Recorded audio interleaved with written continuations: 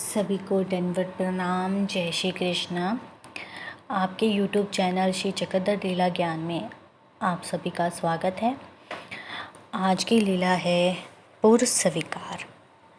मृतदेह में संपत होते देख सभी उसके समीप आ खड़े हुए।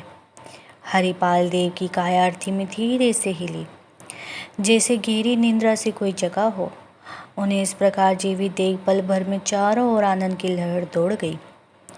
हर्ष की तुमुल ध्वनि में पुनर्जीवित हरिपाल देव को महलों में लाया गया और कमला रानी की सुनी मांग फिर से भरी गई।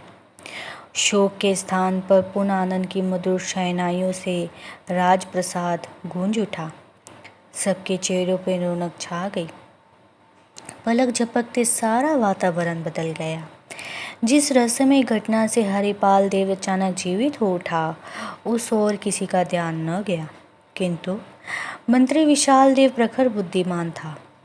उसे अपने लाल हरिपाल देव के मृत्युशैया से उठ जाने पर आनंद के साथ असीम आश्चर्य भी हो रहा था।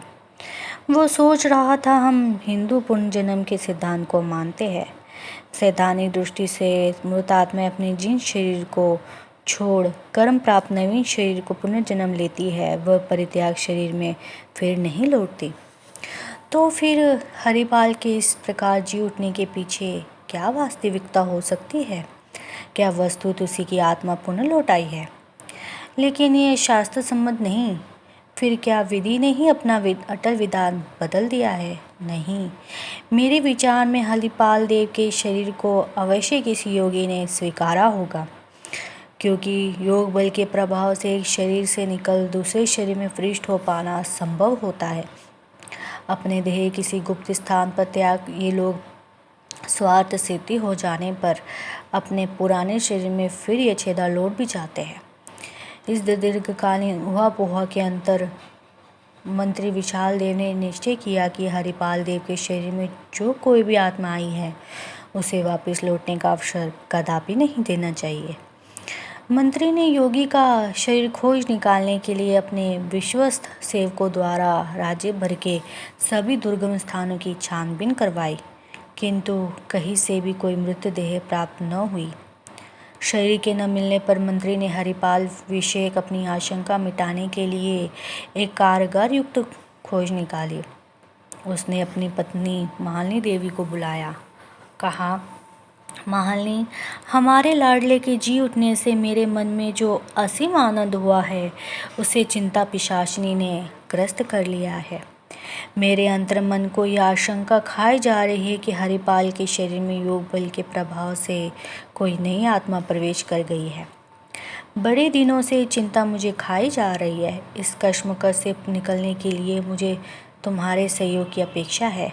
तुम अपनी पुत्र वधू द्वारा हरिपाल की परीक्षा लेकर देखना कि क्या ये हमारा वही प्यारा हरिपाल देव है अथवा उसके शरीर में कोई छलिया है। देखना, इसमें सावधानी की भी आवश्यकता है। किसी के कानों तक ये बात नहीं पहुंचनी चाहिए। पति की बात मालिनी देवी को बड़ी अंतपूर्ण लगी। पहले तो उसने प्रतिवाद किया, लेकिन जब उन्हें अपनी बात से किसी भी तरह हिलने न देखा, तो उनकी बात मानने के लिए वह तैयार हो गई। दूसरे ही दिन मालिनी देवी ने यह बात सावधानी से कमला रानी के कानों में डाल दी और उसे परीक्षा कर देखने का परामर्श दिया। ससुर की ऐसी आशंका भरी सूचना से कमला रानी भी अत्यंत रुग्ण हो उठी। वह हरिपाल देव के साथ पुनर्वतानंदपूर्वक जीवन व्यतीत कर रही थी। पति के व्यवहार के विषय में उसके मन में किसी भी प्रकार की कोई आशंका नहीं उठी थी। उसे भी पहले ये बात कुछ अटपटी प्रतीत हुई, फिर भी ससुर की आज्ञा थी, इसलिए एक दिन उसने बातों ही बातों में हरिपाल से उन दोनों के बीच में घटी पुण्य की कुछ घटनाओं की चर्चा छेड़ दी, किंतु हरिपाल देव ने उसके बिल्कुल ठीक ठीक उत्तर दे दिए। अब हरिपाल देव पर संदेह करने का कोई कारण न बचा। अंततः कमला रानी ने अपने ससुर से कहा, धर्मपिता, मैंने पूर्ण रूप से हरिपाल देव को परख लिया है। उनके विषय में आपकी आशंका स्वतः निराधार, मिथ्या और भ्रमपूर्ण है। मेरे प्राणनाथ हरिपाल देव पहले ही तरह ही है। उनमें किसी भी तरह का कोई अंतर नहीं आया, उनका व्यवहार सामान्य है। पुत्रवधू का उत्तर सुनकर विशाल देव मन में सोचकर चुप हो गए। यद्यपि पुत्रवधू के इस उत्तर से विशाल देव का समाधान हो गया, लेकिन फिर भी उनकी आशंका तथा उनके शास्त्र सम्मत विचार सर्वथा उपरोक्त थे। घटना द्वारका में घटी थी, इसलिए उनके सेवक योगी के शरीर को प्राप्त न कर सके। हरिपाल देव के शरीर में सर्वज्ञ आनंद शक्तियों की ईश्वर स्वरूप में प्रवेश किया था, इसलिए कमला रानी की गुप्त बातों के उत्तर भी ठीक उत्तर दे सके थे। शंका की कोई संभावना दिखाई न देती थी। सांप्रदायिक दृष्टिकोण से परमेश्वर के धरती पर अवतरित होने के 3 प्रकार माने गए हैं। गर्भ से अवतार लेना, जैसे भगवान श्री कृष्ण ने देवकी की माता के गर्भ से लिया। दौड़ने, जैसे श्री गोविंद प्रभु महाराज ने माता ने मायसा के गर्भ में पल रहे जीव को सुख फल में भेज उसका शरीर स्वीकारा। पतित, किसी मृत शरीर को स्वीकार कर उसमें स्वयं अवतरित होना, जैसे द्वारकावासी भगवान श्री चांगदेव ने हरिपाल देव का मृत्यु शरीर अपनाकर श्री चक्रधर स्वामी के नाम से अवतार धारण किया। यहाँ गौर करने की बात यह भी है कि परमेश्वर का अवतार मूल ईश्वर स्वरूप या फिर दूसरे किसी अवतार से भी हो सकता है।